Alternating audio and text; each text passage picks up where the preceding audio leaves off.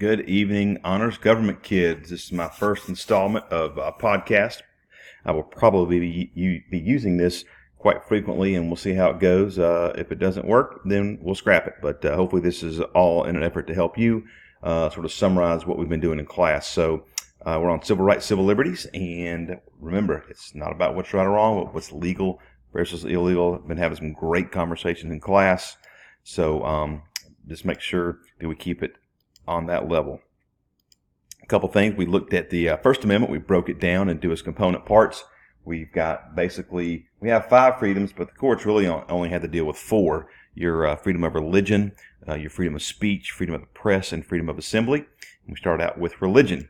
And so wanted to look at the 2 clauses, the free exercise, or the establishment clause, and the free exercise of. And so the establishment clause, we had Engel versus Vitale, that the recitation of a non-denominational prayer, voluntary prayer, was deemed unconstitutional because it was administered by the state, and teachers, being actors of the state or the government, cannot support religion or endorse religion in any way. So they rule that school prayer basically violates that clause of establishment clause. Now, school prayer is obviously, if it's student-led, totally legal, totally fine. Just cannot be led by a teacher. That's not my opinion. That's the Supreme Court. So just make sure you know that little caveat there. The next case was Lemon versus Kurtzman, and 3 elements are: the law has to have a secular purpose. It can't advance nor inhibit religion, and it cannot have an excessive government entanglement.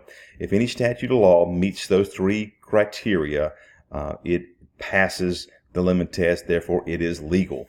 And we looked at a couple cases about that. So make sure we realize those 2 establishment cases and what they deal with. The next issue is going to be the free exercise clause. Really cool case, I think, about the employment division, about the Native American smoking peyote. The lasting concept by this from the late Antonin Scalia is you can't use religion as an excuse to break a law.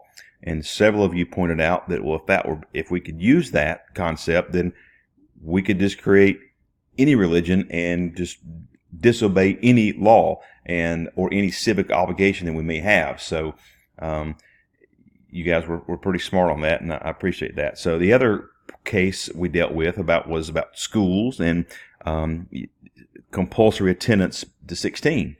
And the Amish in Wisconsin, or Miss Yoder family, they did not believe that they should have their kids in school after the 8th grade. The Supreme Court ruled that the state did not provide a compelling interest as to why a student must stay after the 8th grade. Therefore, the Amish, in their exercise of their religion, won that case. So the next thing we went on to, I believe, was speech. We started with Tinker versus Des Moines. And basically, this was a non-verbal, symbolic speech that kids had back in the 1960s to protest the Vietnam War. And the court ruled that just because you enter the schoolhouse doesn't mean you shed your constitutional rights. And so that's a good thing for you, but also the school must maintain an orderly, safe environment. And we need to make sure that any clothes that are worn are, free from gang references or inciting violence, things like that. So the courts are going to give the schools a little bit more leeway because we are in loco parentis, in place of the parents, to make sure that we're there to learn, and that's what the focus is. And then I think the next case is going to be fun tomorrow. It's going to be another free speech case that deals with schools. And so hope this is helpful to you. That's why I'm doing it. So check it out. Let me know what you think, and we will see you guys tomorrow for Friday.